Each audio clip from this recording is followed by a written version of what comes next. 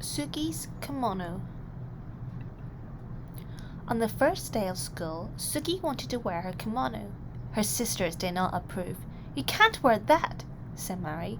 "People will think you're weird." "You can't wear that," said Yumi. "Everyone will laugh and no one will play with you." "You need something new, Suki. You need something cool." But Suki shook her head. She didn't care for new. She didn't care for cool. She wanted to wear her favorite thing, and her favorite thing was her kimono. Suki's oppa-chan had given her the kimono. The first time Suki wore it, her oppa-chan took her to a street festival where they slurped bowls of slippery, cold salmon noodles and shared a cone of crunchy, shaved ice topped with a sweet red bean sauce. Under strings of paper lanterns, Suki joined her oppa-chan in a circle dance. She followed her and copied her movements, trying to be as light and as graceful. She watched the other women and children who danced, especially those who were dressed in cotton kimonos like her.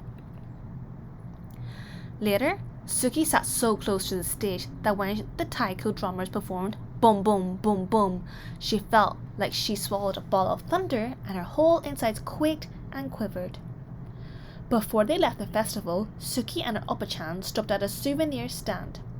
There were many things to choose from, but her oppa-chan found the prettiest thing of all, a handkerchief of pale pink linen decorated with a tiny maple leaf and a cherry blossoms. When she gave it up to Suki, she said, "This will help you remember our day." Now it was time for school. Mother checked Suki's obi one last time and took a picture of Mari, Yumi, and Suki together by the front steps. Then, as she watched, the three sisters made their way down the block to their school. Mari and Yumi stayed several paces ahead of Suki and pretended they didn't know her.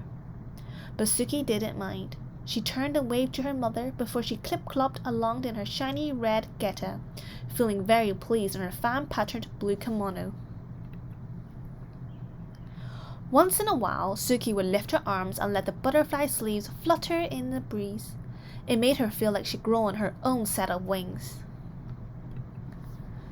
When they reached the school, Mari and Yumi hurried across the yard to a group of their friends.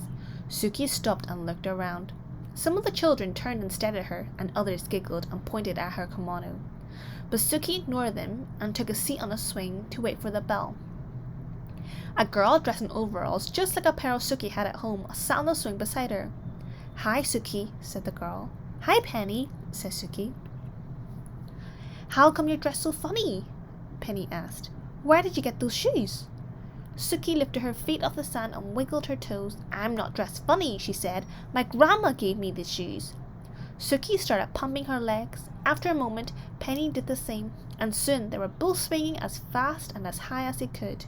Swish, swish, up and up. When the bell rang, Suki and Penny jumped off their swings and ran to the gym for the first day assembly. Once they were finally taken to their new classroom, Suki chose a desk near the window. Penny chose a desk next to Suki. As they waited for everyone to find a seat, two boys in front of Suki turned and snickered behind their hands. One of the boys reached over and snatched at Suki's sleeve. "Look at this," he said. "She's a bat." Suki felt her cheeks burn, but she did not respond. Instead, she concentrated on sitting up, straight and tall, the way her oppa-chan always did. It was easy to do with an obi wrapped snug around her middle. Her obi was golden yellow, and in its fold, Suki had tucked away her pale pink handkerchief. "Welcome to the first grade," said the teacher. "My name is Mrs. Pagio," she smiled. "Let's introduce ourselves and tell everyone what we did this summer."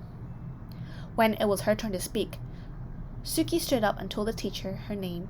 "Hello, Suki," said Mrs. Pagio. "What did you do this summer?" "My grandma visited us," she said, straightening her sleeves. "She bought me my kimono and my geta."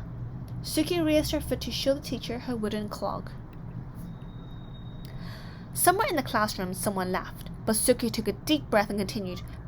Best thing was that she took me to a festival, and there were dancing girls dressed like me, and they danced like this." She took a few steps and swayed her arms sideways. Look! Now she's dancing, someone said, but Suki didn't hear. She hummed the music and remembered hearing at the festival. She remembered how it felt to dance barefoot in the open air on fresh, cut grass and tickled her toes. She tried to picture the other dancers, how they moved forward in a circle with the rhythm of the music, how they stamped their feet first right, then left, swung their arms first up, then down, how they stepped back and back and back, then clapped. When Suki couldn't remember the next step, she made it up, just to keep dancing. 1, 2, 1, 2, 1, 2, stop. When she finished, the room seemed very quiet. Everyone was watching her. Suki sat down, wondering if she was in trouble.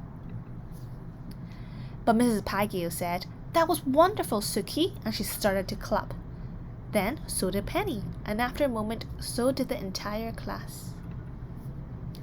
After school, as the three sisters walked home together, Mari and Yumi grumbled about the first day. "No one even noticed my new sweater," said Mari. "No one even noticed my cool shoes," said Yumi, but Suki just smiled as she clip-clogged along behind them. Suki pulled out the pale pink handkerchief from her obi and held it up over her head to catch the wind. And in her blue cotton kimono and in her shiny red geta, Suki danced all the way home.